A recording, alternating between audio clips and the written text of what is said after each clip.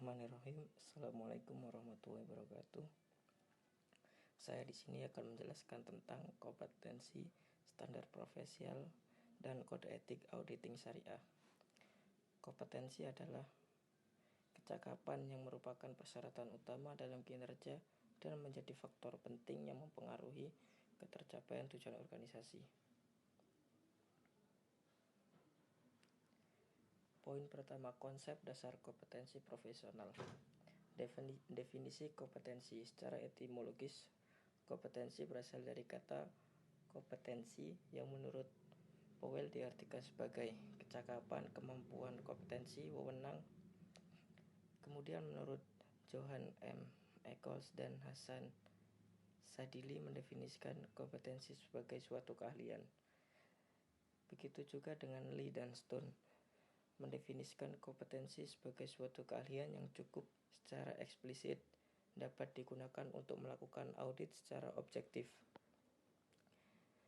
Robert Arroyo juga mengatakan kompetensi dapat digambarkan sebagai kemampuan untuk melaksanakan satu tugas, peran, atau aturan. Karakteristik yang membentuk kompetensi. Spencer mengemukakan bahwa kompetensi menunjukkan karakteristik yang mendasari perilaku yang menggambarkan motif, karakteristik pribadi atau ciri khas, konsep diri, nilai-nilai pengetahuan atau keahlian yang dibawa oleh seseorang berkinerja unggul di tempat kerja. Ada 5 karakteristik yang membentuk kompetensi, yaitu yang pertama faktor pengetahuan, yang kedua faktor keterampilan, yang ketiga konsep diri dan nilai-nilai merujuk pada sikap, yang keempat karakteristik pribadi, dan yang terakhir motif. Kompetensi profesional. Ada beberapa komponen kompetensi auditor yang sebagai berikut. Mutu personal.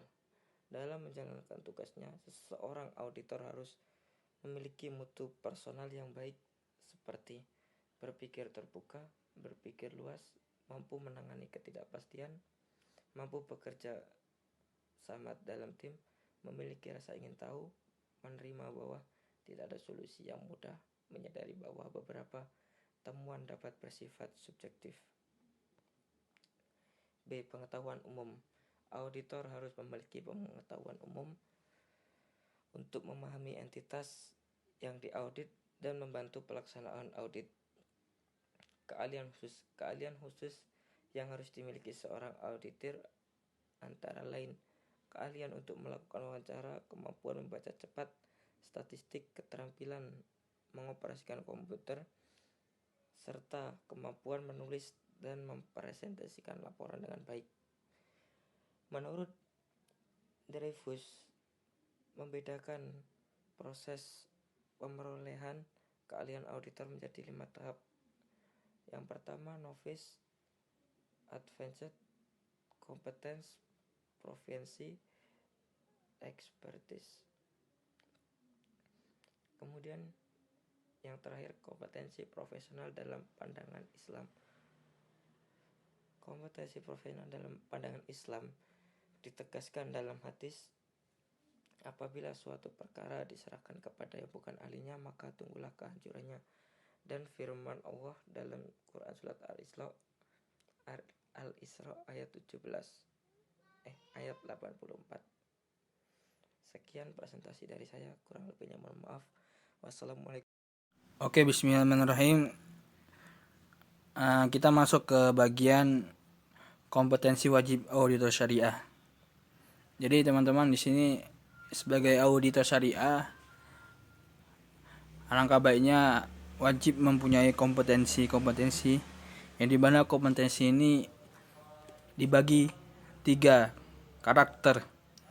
Yang pertama itu knowledge atau pengetahuan, yang dimana pengetahuan yang diperoleh auditor syariah ketika sedang menempuh pendidikan formal dan pengetahuan yang diperoleh melalui kegiatan pelatihan dan seminar. Untuk memenuhi hal ini, Jurusan Ekonomi Syariah di Indonesia menghadirkan mata kuliah auditing syariah. Jadi di sini dalam tahap atau dalam ikhtiar para universitas, sekolah-sekolah tinggi, yang dimana mereka menghadirkan jurusan ekonomi syariah dan di dalamnya mempunyai mata kuliah auditing syariah. Kemudian yang kedua, sang auditor syariah harus mempunyai yang namanya skill. Yang dimana skill ini yaitu keterampilan dalam mengaplikasikan pengetahuan yang didapat dalam praktik kerja sesungguhnya. Jadi yang dimana sang auditor syariah ini sudah mendapatkan ilmu pengetahuan di sekolah tinggi, maka di kehidupan nyata atau di praktik kerja sesungguhnya harus mampu mengaplikasikan ilmu-ilmunya. Nah, kemudian keterampilan yang harus dimiliki oleh seorang auditor diatur oleh Internal Audit Research Foundation atau IRF yang terdiri atas 5 keterampilan teknis dan 5 keterampilan perilaku, yaitu keterampilan untuk memahami bisnis klien, analisis risiko, mampu bersifat objektif dan sebagainya. Kemudian yang ketiga, kompetensi yang wajib dimiliki auditor syariah yaitu karakteristik, yang dimana merujuk pada karakteristik khusus yang dimiliki oleh setiap individu. Karakter yang paling sesuai dengan karakter seseorang auditor syariah dapat dilihat dari hasil tes psikologi. Auditor syariah harus memiliki pengetahuan yang baik akan syariat Islam, baik secara ilmu maupun praktik. Jika hanya memahami syariat Islam secara ilmu tanpa mempraktikannya dalam kehidupan, kredibilitasnya sebagai seseorang yang mengawasi praktik muamalah tidak dapat dipercaya. Jadi, sebagai auditor syariah harus memiliki pengetahuan yang baik akan syariat Islam, baik secara ilmu maupun praktik. Jadi, seorang auditor syariah itu harus mampu juga mempraktikkannya gitu. Jangan hanya memiliki ilmu tapi tidak mampu dipraktikkan gitu loh. Nanti jatuhnya dan sebab akibatnya nanti jadinya tidak dipercaya oleh masyarakat atau oleh para perusahaan kayak gitu. Mungkin ini aja dari saya. Terima kasih. Semoga bermanfaat.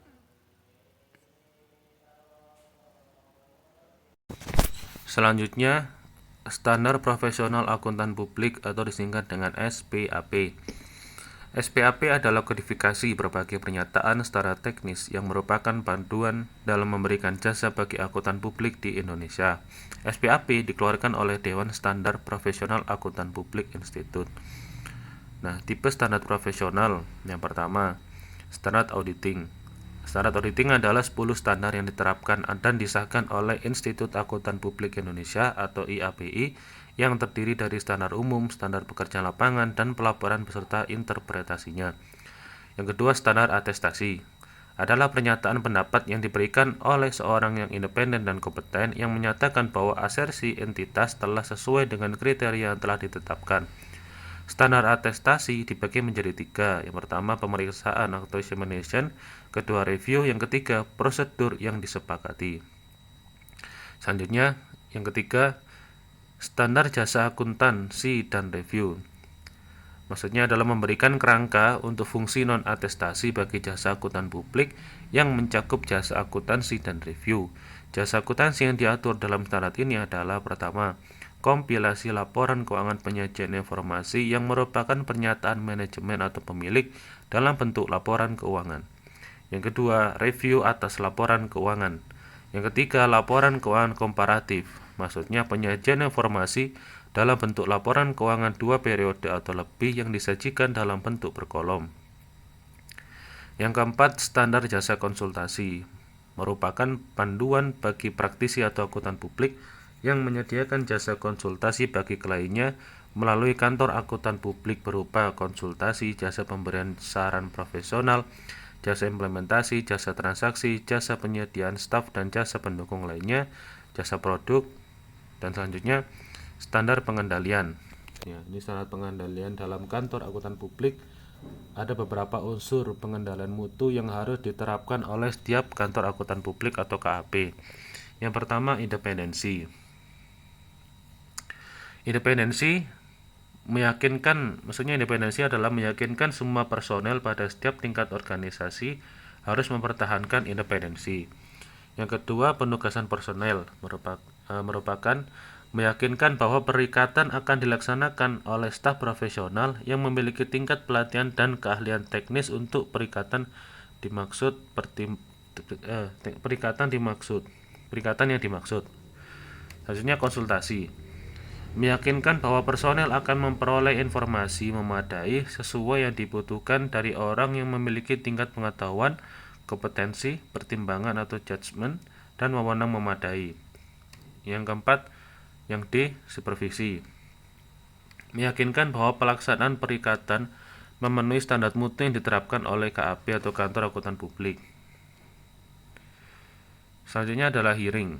Hearing ini meyakinkan bahwa semua orang yang dipekerjakan memiliki karakteristik semestinya sehingga memungkinkan mereka melakukan penugasan secara kompeten.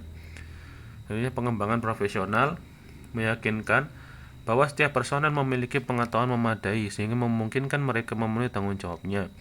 Pendidikan profesional berkelanjutan dan pelatihan merupakan wahana bagi KAP untuk memberikan pengetahuan memadai bagi personelnya, untuk memenuhi tanggung jawab mereka dan untuk memajukan karir mereka di KAP. Selanjutnya yang G, promosi. Promosi ini meyakinkan bahwa semua personel yang terseleksi untuk promosi memiliki kualifikasi seperti yang disyaratkan untuk tingkat tanggung jawab yang lebih tinggi. Yang H, penerimaan dan keberlanjutan klien. Artinya menentukan apakah perikatan dari klien akan diterima atau dilanjutkan untuk meminimumkan kemungkinan terjadinya hubungan dengan klien yang manajemennya tidak memiliki integritas berdasarkan pada prinsip pertimbangan kehati-hatian atau prudence. Yang terakhir adalah inspeksi. Adalah meyakinkan bahwa prosedur yang berhubungan dengan unsur-unsur lain pengendalian mutu telah diterapkan dengan efektif. Assalamualaikum warahmatullahi wabarakatuh. Nah, di sini saya akan menjelaskan tentang kode etik dan komitmen profesi akuntan publik. Diawali dengan sejarah etika profesi akuntan publik. Menurut pengertiannya, etika profesi akuntan adalah merupakan suatu ilmu yang membahas perilaku perbuatan baik dan buruk manusia sejauh yang dapat dia pahami oleh pikiran manusia terhadap pekerjaan yang membutuhkan pelatihan dan penguasaan terhadap suatu pengetahuan khusus sebagai akuntan. Nah, menurut Billy, perkembangan profesi akuntan terbagi menjadi 4 fase, yaitu fase yang pertama adalah pra-revolusi industri, yang kedua masa revolusi industri tahun 1900, tahun 1900 sampai 1930, dan tahun 1930 sampai sekarang. Fase yang pertama, pra-revolusi industri, yaitu sebelum revolusi industri. Profesi akuntan belum dikenal secara resmi di Amerika ataupun di Inggris. Namun, terdapat beberapa fungsi dalam manajemen perusahaan yang dapat disamakan dengan fungsi pemeriksaan, yaitu dikenal adanya 2 juru tulis yang bekerja terpisah dan independen. Mereka bekerja untuk meyakinkan bahwa peraturan tidak dilanggar dan merupakan dasar untuk menilai pertanggungjawaban pegawainya atas penyajian laporan keuangan, yang kemudian keduanya dibandingkan dan bertujuan untuk membuat dasar pertanggungjawaban dan pencarian kemungkinan terjadinya penyelewengan. Fase yang kedua, pada masa revolusi industri tahun 1900, munculnya perkembangan ekonomi setelah revolusi industri yang banyak melibatkan modal, faktor produksi, serta organisasi. Maka kegiatan produksi menjadi bersifat massal. Sistem akuntansi dan pembukuan pada masa ini semakin rapi. Dan sudah mulai muncul akuntan-akuntan untuk pengelolaan di keuangan dalam suatu perusahaan. Fase selanjutnya pada tahun 1900 sampai 1930. Sejak tahun 1900 mulai muncul perusahaan-perusahaan besar baru dan pihak-pihak lain yang mempunyai kaitan kepentingan terhadap perusahaan tersebut. Keadaan ini menimbulkan perubahan dalam pelaksanaan tujuan audit. Pelaksanaan audit mulai menggunakan pemeriksaan secara testing atau pengujian karena semakin baik sistem akuntansi, administrasi pembukuan perusahaan, dan tujuan audit bukan hanya untuk menemukan penyelewengan terhadap kebenaran laporan neraca dan laporan laba rugi, tetapi juga untuk menentukan kewajaran laporan keuangan. Nah, fase yang terakhir adalah tahun 1930 sampai sekarang. Sejak tahun 1930, perkembangan bisnis terus merajalela. Demikian juga perkembangan sistem akuntansi yang menerapkan sistem pengawasan intern yang baik. Pelaksanaan audit pun menjadi perubahan dari pengujian dengan persentase yang masih tinggi menjadi persentase yang lebih kecil. Tujuan audit pun bukan lagi menyatakan kebenaran, tetapi menyatakan pendapat atas kewajaran laporan keuangan yang terdiri dari neraca laba rugi serta laporan perubahan dana. Yang membutuhkan laporan akuntan pun menjadi bertambah, yaitu pemilik, kreditor, pemerintah, serikat buruh, konsumen, dan kelompok-kelompok lainnya seperti peneliti, akademisi, dan lain-lain. Slide selanjutnya berisikan prinsip kode etik dan komitmen akuntan di Indonesia. Prinsip yang pertama adalah tanggung jawab. Tanggung jawab profesi dalam melaksanakan tanggung jawabnya sebagai profesional, setiap anggota harus senantiasa menggunakan pertimbangan moral dan profesional dalam semua kegiatan yang dilakukannya. Prinsip yang kedua, kepentingan publik. Setiap anggota berkewajiban untuk senantiasa bertindak dalam kerangka pelayanan kepada publik, menghormati kepercayaan publik, dan menunjukkan komitmen atas profesionalismenya. Prinsip yang ketiga, integritas. Untuk memelihara dan meningkatkan kepercayaan publik, setiap anggota harus memenuhi tanggung jawab profesionalnya dengan integritas setinggi mungkin. Nah, integritas di sini mempunyai arti suatu elemen karakter yang mendasari timbulnya pengakuan profesional. Integritas juga merupakan kualitas yang melandasi kepercayaan publik dan merupakan patokan bagi anggota dalam menguji keputusan yang diambilnya. Prinsip yang keempat adalah objektivitas. Objektivitas adalah suatu kualitas yang memberikan nilai atas jasa yang diberikan anggota. Setiap anggota harus menjaga objektivitasnya dan bebas dari benturan kepentingan dalam pemenuhan kewajiban profesionalnya. Prinsip yang kelima, kompetensi dan kehati-hatian profesional. Setiap anggota harus melaksanakan jasa profesionalnya dengan berhati-hati, kompetensi dan ketekunan, serta mempunyai kewajiban untuk mempertahankan pengetahuan dan keterampilan profesional pada tingkat yang diperlukan untuk memastikan bahwa klien atau pemberi kerja memperoleh manfaat dari jasa profesional dan teknik yang paling mutakhir. Prinsip selanjutnya adalah kerahasiaan. Setiap anggota harus menghormati kerahasiaan informasi yang diperoleh selama melakukan jasa profesional dan tidak boleh memakai atau mengungkapkan informasi tersebut tanpa persetujuan dari pihak yang memberi pekerjaan. Prinsip yang ketujuh adalah perilaku profesional. Setiap anggota harus berperilaku yang konsisten dengan reputasi profesi yang baik dan menjauhi tindakan yang dapat mendiskreditkan profesi. Prinsip yang terakhir adalah standar teknis. Setiap anggota harus melaksanakan jasa profesionalnya sesuai dengan standar teknis dan standar profesional yang relevan. Slide selanjutnya, penerapan kode etik dan komitmen profesi akuntan publik. Nah, mungkin itu bisa dibaca sendiri ya, bisa di stop mungkin. Nah, ini informasi untuk kalian bahwa kode etik profesi akuntan publik itu sudah tertera di dalam RUU atau sudah ada. Selanjutnya, aturan kode etik dan komitmen profesi akuntan publik. Yang pertama adalah independensi dan integritas dan objektivitas. Independensi dalam menjalankan tugasnya, anggota akuntan harus selalu mempertahankan sikap mental independen di dalam memberikan jasa profesional, sebagaimana diatur dalam standar profesional akuntan publik yang ditetapkan oleh Ikatan Akuntansi Indonesia.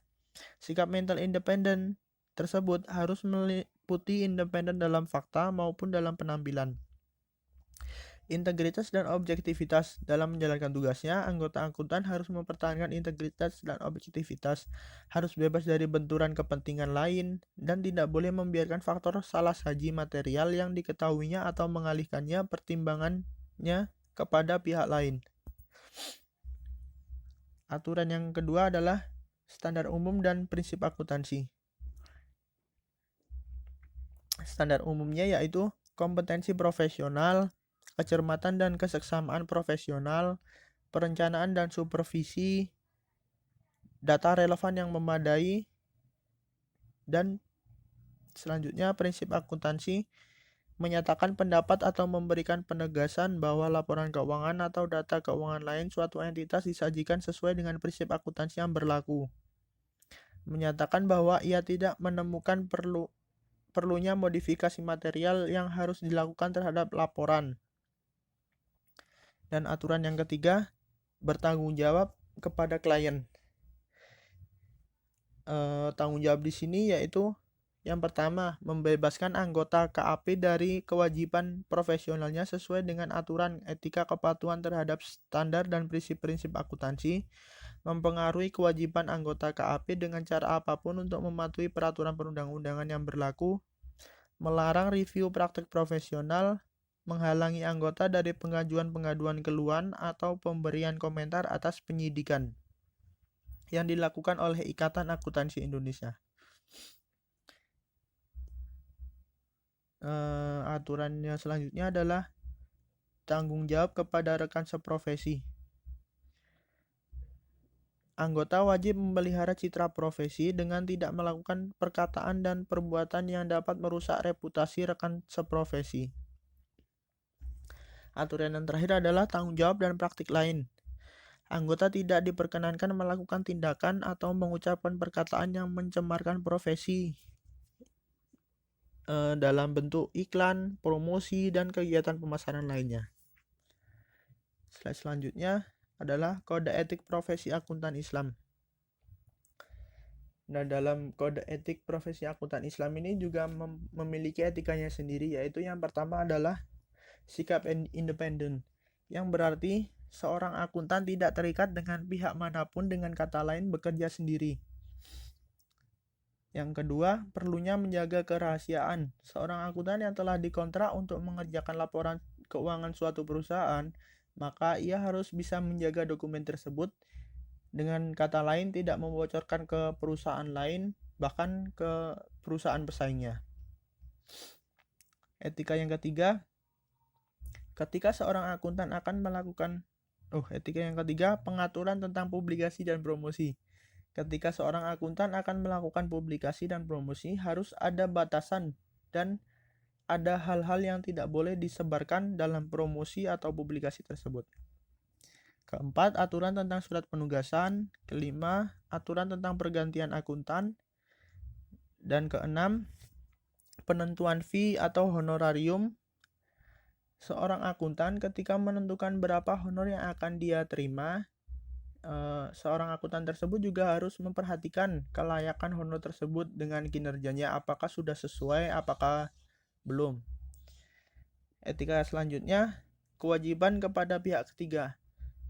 Seorang akuntan memiliki tanggung jawab kepada pihak ketiga, yaitu seseorang yang tertarik terhadap promosi yang ia buat. Etika selanjutnya, perilaku yang tidak boleh dilakukan kepada pelanggan, kewajiban manajemen dan auditor, hubungan istimewa dengan langganan. Slide selanjutnya adalah tujuan dari etika profesi, dari etika 10 etika tadi ya. Nah, dari 10 etika tadi memiliki dua tujuan, yaitu membantu membangun sikap kehati-hatian akuntan dengan menarik perhatiannya pada isu etika dalam praktek profesional, sehingga dia dapat memisahkan perilaku yang etis dan non-etis sesuai ketentuan syariah sebagai dimensi lain dari praktik profesi yang umum. Tujuan yang kedua, meyakinkan keakuratan dan keyakinan pada informasi yang disajikan dalam laporan keuangan, sehingga akan memperluas kredibilitas dan mempromosikan keyakinan terhadap jasa profesi akuntan. Slide selanjutnya adalah struktur kode etik. Dari akuntan Islam ini juga mempunyai struktur kode etik. Yang pertama adalah aspek syariah sebagai prinsip dasar dari kode etik akuntan. Jadi, ketika ada seorang akuntan Islam, maka ia harus benar-benar bisa menerapkan aspek syariah atau prinsip syariah itu terhadap kode etik seorang akuntansi yang sudah ia ketahui. Struktur yang kedua, prinsip etika untuk akuntan. Agar seorang akuntan dalam menjalankan tugasnya tidak melakukan dari hal-hal di luar syariah. Terus struktur yang ketiga adalah peraturan dari perilaku etika untuk akuntan, yaitu aturan yang nantinya akan membuat seorang akuntan takut ketika akan melakukan perilaku yang tidak sesuai dengan tugas akuntan tersebut. Selanjutnya, prinsip dan peraturan kode etik. Yang pertama adalah dapat dipercaya. Dapat dipercaya di sini maksudnya akuntan harus memiliki tingkat integritas dan kejujuran yang tinggi. Akuntan juga harus dapat menghargai kerahasiaan informasi yang diketahuinya selama pelaksanaan tugas dan jasa, baik kepada organisasi atau langganannya. Yang kedua, legitimasi. Kegiatan profesi yang dilakukan harus memiliki legitimasi dari hukum syariah atau peraturan dan perundang-undangan yang berlaku. Seperti surat izin ya, yang mempunyai resmi dari negara tersebut. Objektivitas, akuntan harus bertindak adil, tidak memihak, bebas dari konflik kepentingan, dan bebas dalam kenyataan ataupun dalam penampilan. Keempat, kompetensi profesi dan rajin. Akuntan harus memiliki kompetensi profesional dan dilengkapi dengan latihan-latihan yang dibutuhkan untuk menjalankan tugas dan jasa profesi tersebut dengan baik. Kelima, perilaku yang didorong keimanan. Perilaku akuntan harus konsisten dengan keyakinan akan nilai Islam yang berasal dari prinsip dan aturan syariah. Yang keenam, yaitu yang terakhir, perilaku profesional dan standar teknik. Akuntan harus memperhatikan peraturan profesi termasuk di dalamnya standar akuntansi dan auditing untuk lembaga keuangan syariah. Sekian presentasi dari saya, kurang lebihnya mohon maaf. Wassalamualaikum warahmatullahi wabarakatuh.